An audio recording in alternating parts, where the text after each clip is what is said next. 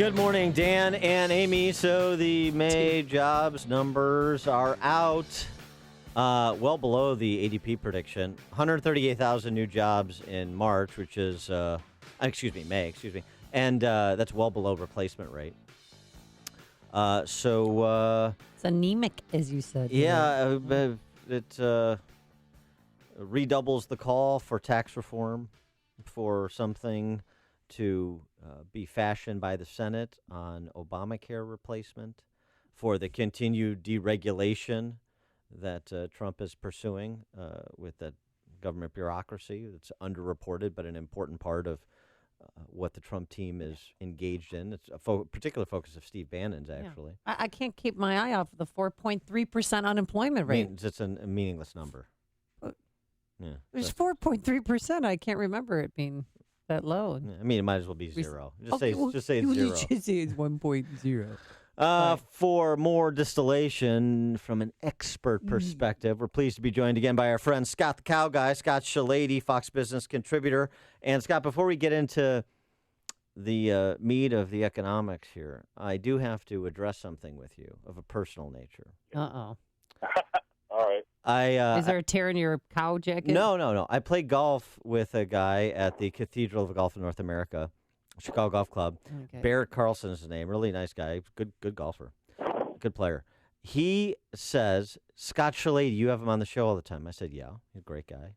And he said, I know Scott Shellady because I was a pitcher on the West Chicago high school baseball team, and Scott Shellady broke up my no-hitter, with a solo shot. Do you remember that? Yeah, I do. Was it a solo shot to center field, right field? Tell me about it. Yeah, I understand you had tremendous opposite field power as a high school baseball player. Well, I didn't really have that much power. I mean, I believe me, if you saw me in person, you'd say my hips and thighs would be able to put the ball over the outfield fence. But no, I just had good eye-hand coordination. But I do remember that, and there was a few of those, and that's I don't know what to say. I feel bad now. I guess. You ruined his life. Bad. Well, he's still talking about it decades later. Yeah, I mean His no was ruined by Scott Shellady. I mean, he's gone on to be very successful. He's a member of Chicago Golf. He's got a great life, but there's a hole there. A hole in his heart and it's because of Scott. It's all because of Scott Shellady. I just wanted you to know that, Scott. Well, there's probably some therapy for that, so maybe we'll see what we can do. All right, so Scott, 138,000 jobs in May. Yeah. What are we to read from that? You know, these numbers, and especially this one, are just still coming in soft, and it's hard to get our hands around it. We've had decent earnings for the stock market, hence the reason why we're starting to close at these all-time highs. But you know what? The 10-year interest rate, the 10-year yield on the Treasury is at 2.2-ish%. And you know what? We've had 3 interest rate hikes, and each time we've hiked, that rate has gone down. So we've raised interest rates, and the 10-year yield has gone down, which is really funny. And that's basically telling me that the Treasury market, which is the world's biggest market, much bigger than the equity markets, is taking a bet, thinking that the Fed is going to screw this up again and tighten too soon, and saw whatever signs of life we may have had out there, and it's starting to show up that way. So that's a little bit of a worry. You know what you want to do, though, just on that score? You want to put all your money in Illinois bonds, Scott. Yeah, because if I can't start my furnace with the paper I'm using, I can use those. Exactly. They're not. That's a whole other story. But it's just not proving to be a solid, or you know what, recovery is probably too big of a word to use. I mean, when's the last time we raised interest rates in sub 2% GDP? So I mean, we've got some real problems, and yeah, he needs to score big with something to get this economy going. But we still keep getting mired in these things like the Paris Climate Accord that really throw us off base. So there's a ton of work to do, and on top of that, we've got technology taking a lot of these jobs away. It's just going to be very difficult. But don't you think pulling out of the Paris climate deal was a good idea? Oh, yeah. I mean, if you really sit down, but it's like arguing against a religion. I mean, these people won't let you come up with a point of view. If you disagree with the Paris Climate Accord, you are somehow wanting to pollute and burn up the world. I mean, you're not allowed to have a polite discourse about it. They just want, if you don't believe in it, then you're a bad person. And I think that's a lot of times what's happening with the CEOs out there. They can't afford not to be seen to be supporting it, so they all do and throw a tizzy. But at the end of the day, there's nothing that's going to make our climate better by letting India and China continue to burn coal until 2030 when they might happen to get around to starting to reduce some of their emissions. So it's just one of those things that doesn't make sense. But once again, we're going to get sidetracked about the real thing that we need to do, and that's get the economy going. Well, but to get the economy going, what about the energy sector? I would think that the withdrawal from the Paris Accord sends a positive signal with respect to a real growth sector in the U.S. economy with the fracking boom, and that's with our energy sector. And an energy-independent America is a stronger, more robust America. So I would think that would be a good signal to the markets. Yeah, you would, and it is kind of a good signal. But the flip side of that coin is we've seen crude oil trade off heavily today, just on the notion that now Trump's going to open up, open up everything and see the free flow of crude. So Right. crude oil is getting cheaper, and cheaper crude oil doesn't do our energy sector very good. I mean, that's very well. So it's a But it lowers the cost of energy for businesses. Yes, it does. But if you don't have a job, it doesn't matter what the price of gas is. Yeah. You know what I mean? Okay. All right, well, We get to a point where the energy companies, which were there for us, the energy sector really brought us out of the problems in 2008, 2009. Well, they need to see $50, $60 oil. That's going to be a problem. quite an impressive unemployment rate, 4.3%. But what do you think the real unemployment rate is? Well, I mean, there's a lot of double counting that goes on involved there, and it doesn't matter. I mean, these people are working; they're not manufacturing jobs. I mean, these aren't real. These are jobs that are going to really substantially put money in people's pockets so they go out and spend. The retail sector's been kind of okay, but at the end of the day, the unemployment rate has probably been a fake number, like fake news, for probably the last 7 years. It just isn't indicative of what's happening out there.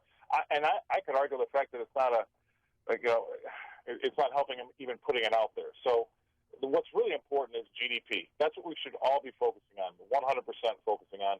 And the problem is that, I saw a clip of the Reagan years. There was a 1980s show on the other day, and they let slip that we had a 700,000 jobs number, and they were looking at a 7% GDP. I mean, that's the numbers that we used to do in this country. Do you think?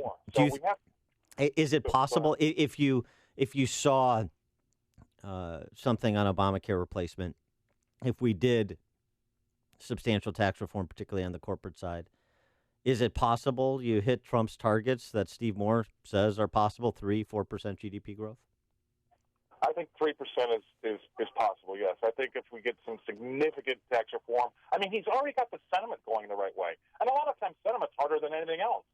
But he's got sentiment in the right direction. There's a little bit of confidence out there that we haven't had amongst business people. So now if he can just move the runners around, he doesn't have to hit it over the fence.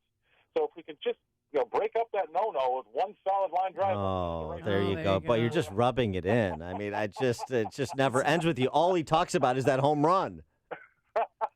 So, yeah, I mean, if he can get something across the plate, because that's what the economy is going to need to kind of come in and fill in behind the good feeling, the decent sentiment, and the okay earnings. We need to see GDP pushing up against that 3%, and then you're going to really see a lot of things happen for the good. But right now, sub 2% is not good. I got to ask you about Illinois. We have Governor Rauner on at the top of the 8 o'clock hour. And so yesterday, Moody's helped Illinois earn the distinction of the worst credit rating any state has ever had in the history of our country. The bond yield premium post downgrade 250 basis points, which doesn't sound terrible until you realize that's about 130% premium the state, meaning taxpayers, pay over a decade. So, yeah. So we're the nation's first junk state? Not yet, but we're just a tick above that. That's coming in the next 30 days. So what would you advise Governor Rauner to do other than abdicate? Well, I mean, that would probably, you're right, be the first thing to do. Number two is that unless you can change the leadership of the state that's been in power and systematically destroyed it over the last 30 to 40 years, nothing is going to change. That's the problem. You can't, they're in a death spiral, and there's nothing really that's going to get them out. There's going to have to be some sort of reset. You can't tax less and less people more and more to get out of your problem. That is going to end, and it will end badly. That's the mathematical equation that you can see on the wall. So I think anybody that wants to get involved with that has got to totally revamp or have all new elections where we get all new people in there that can actually run the state like it should be run. If we're losing. Did you see the last one about the top 20 cities in the country? We're the only one that lost people. Yeah, Chicago, right? So we're losing people. The state's losing people. They're diving over the borders left, right, and center.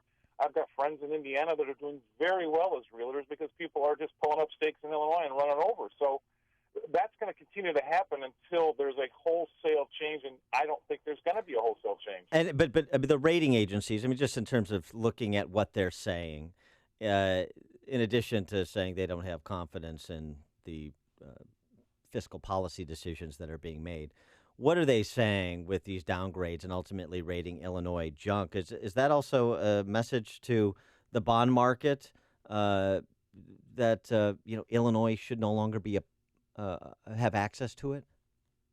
Yeah, they should no longer be a part of your portfolio. I mean, there's a lot of places, a lot of funds that can't hold that type of debt, so they can't even get involved. Number one, that's why they have to raise their interest rates so high to become attractive.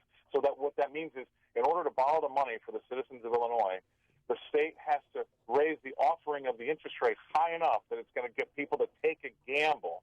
But the people that are paying back that high interest rate are the citizens of Illinois.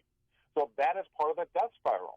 And so a lot of folks can't get involved. A lot of funds can't be involved in holding that type of paper because it's just not safe enough, number one. And number two, the people that finally do decide to hold that paper, the citizens of Illinois are the ones that are paying them for that right. So it's a death spiral.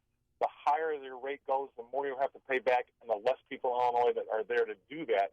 I don't see how that math works out. Yeah, and it's happening at every level, too. Of course, Chicago's been doing this, just did this $900 million to keep CPS afloat for one more semester. And, what you're doing, too, like, for example, at the state level, you borrow money to, say, make a pension payment. So you're borrowing at 9% with the hopes of a 3% return. Yeah, is that the math you're talking about? That's part of the math I'm talking about. And how about the idea that they're taking from Peter and giving to Paul when it comes to that, to say the pension funds? I mean, we're so underfunded that the mathematics or the crazy mathematics behind the doors of what they're doing to have those things, their liabilities being met, is also scandalous. It's almost a Ponzi scheme. So the only way out of this is a reset, really. I mean, that's or abdication, like you said about Governor Rauner, because it's going to be very, very difficult. I mean, I don't know. Unless we have some sort of electron transport kind of technology that the state of Illinois can invent that can really bring the economy out of its doldrums, there isn't anything on the horizon that's going to do it for him. He is Scott Shellady, Fox business contributor, home run hitter. Fox, Scott, I should say, Scott the Cow Guy, thanks so much for joining us. Appreciate it. All right, see you next week. See ya. Eddie joined us on our turnkey.pro answer line.